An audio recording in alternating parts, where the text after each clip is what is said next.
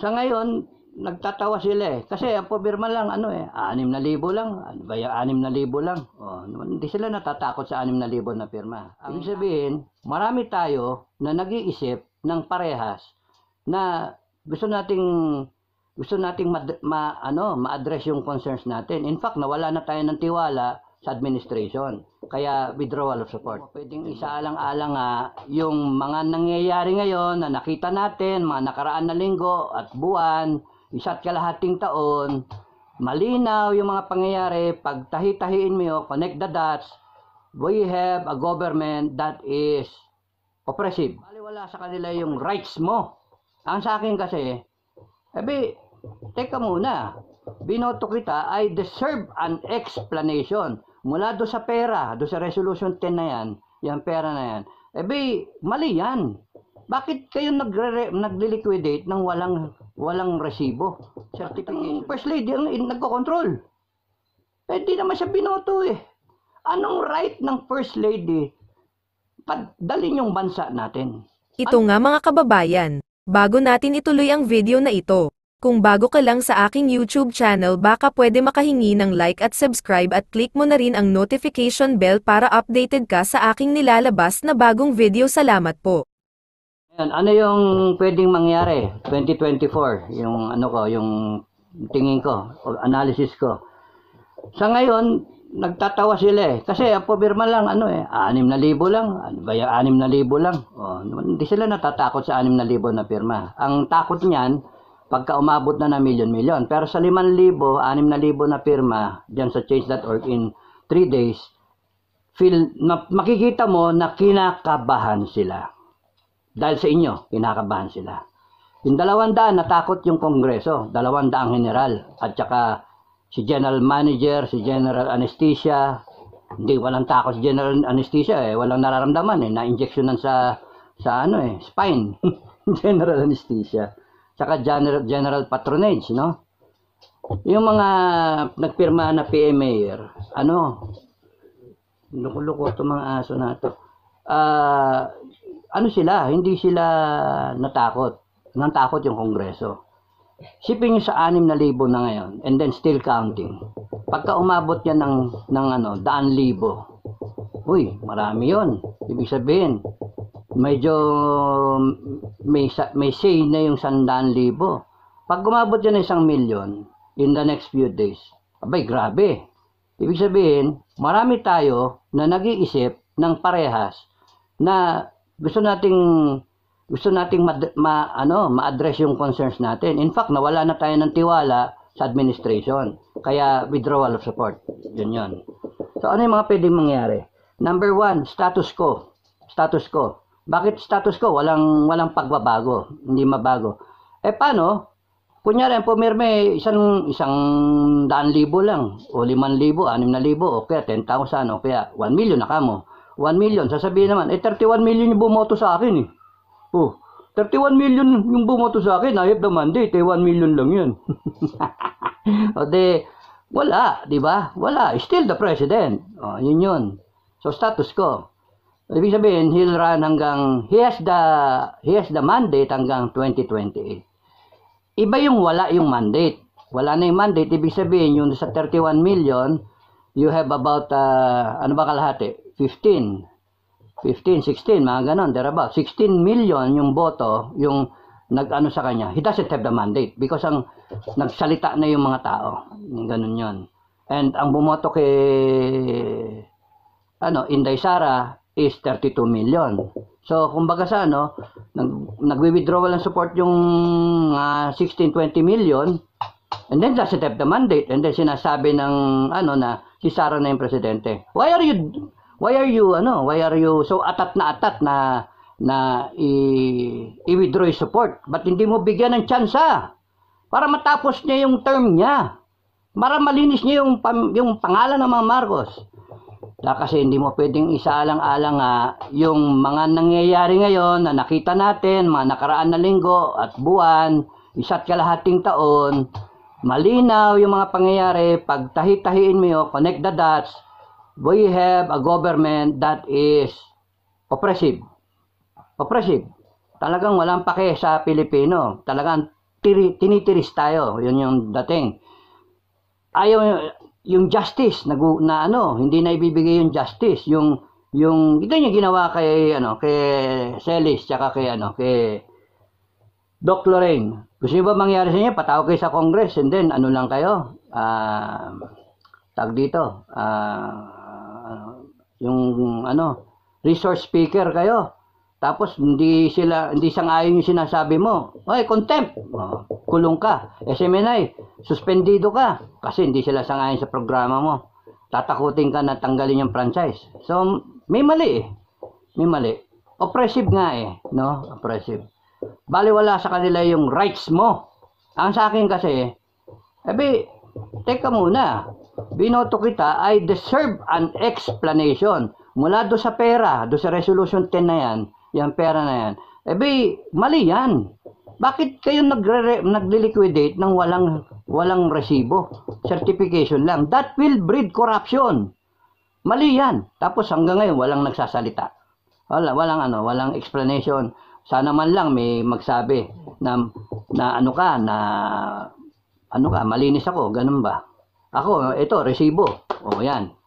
That in itself gives, recovers yung credibility ng tao. Pero you have an institution ngayon in question, Senate and Congress. That's the problem. Kahit anong depensa gawin nila, kahit anong salag, hindi mawala yung ng tao. At least para sa akin. Ewan ko kung sa inyo, kung gano'n ang thinking nyo. It breeds corruption, really. Magli-liquidate ka, certification lang, kasi honorable ka. Paano kung hindi ka honorable?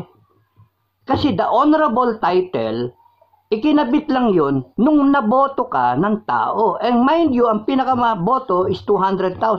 Malaki na yon. Yung iba dyan, mga 60, 70,000, 100,000 kasi may mga kompetensya. Yung walang kompetensya, mga 200 something thousand.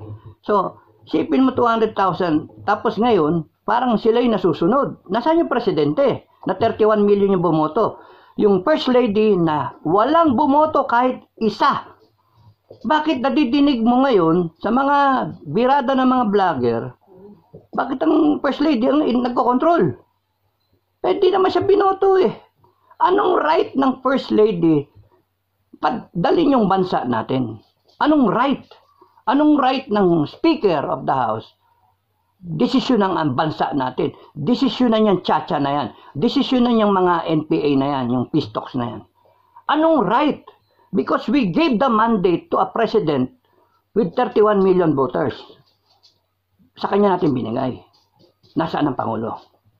And dahil sa kawalan ng Pangulo, and then yung question mark ngayon na sinasabing humihitit sumisingot, sumisingot ng cocaine, dangerous yon. Ipapaubaya niyo ba yung future ng anak ninyo, ng pamilya ninyo, na halos tapos na yung war on drugs, ang laki na pinagbago. Dati may nananakawan sa kalsada, mga ganun ba? Ang laki na pinagbago ng Pilipinas. Tapos ngayon, bumabalik. May resurgence. Bumabalik. Bakit? Yung presidente. Tapos kung ikaw, maliit ka na tao, maliit kang tao, wala kang pangalan, natukhang ka, kasi, suspicion, kakatukin ka. Hello, sino ba nagdodroga dito? Knock. Sino nagdodroga dito sa bahay ninyo? Kasi may balita kami, may tip kami, may nagdodroga dito. Kung amin na kayo, tukhang nga eh. Iimbitahin namin kayo, marehab na lang para tapos na. Ito, presidente ng Pilipinas ang may question. Nasaan yung agency na magtutukhang? Nasaan yung maglalakas ng loob ng mga tao na i-enforce yung mga batas natin ukol sa war on drugs? Wala. Kasi nga presidente ng Pilipinas. Ano yun? Kaya nga double standard, pangit. At yung pagtagal na walang sagot, may problema. Kasi pag hindi ka sumasagot, umiiwas po ka. Napakasimple lang yan. Yung magpa-press conference ka meron akong nabalitaan na may nagsasabi dito ng mga vlogger na nagdodroga daw ako, meron daw video. Tarantado yan Ilabas nyo. Ihahamon pa ng labas. Ilabas nyo. Sige. Ilabas nyo. Kasi mali yan. Ako hindi. O, tapos sabay magpa-drug test ka ng walang bias ng drug test. Supervised properly ng mga tao na mapagkatiwalaan. Hindi eh. Nagtago. Wala eh. Walang salita eh. Lumipas yung bagong taon. Ang tagal-tagal ng kwento hanggang ngayon. Ang lumalabas pang balita ngayon, napapraning ang Malacanang at hinahanap yung video para bilhin. So sa akin, whether may akong makitang video o wala, that's not that sa akin eh. Katibayan na lang yun, parang na lang yun eh, palamuti na, uy may video, tama. Ang sa akin kasi, basta merong question ng pinaka-commander-in-chief mo, nagdodroga, delikado ang bansa natin na maging narco state. Kasi yung presidente mo, adik. Kung ang adik ang presidente mo, malaking allegation yon. Patunayan ninyo. Hihingan ka ng proof, yun ang sagot nila. Gago pala kayo, bopol kayo eh. Ang taong bayan walang panahon sa ganyan.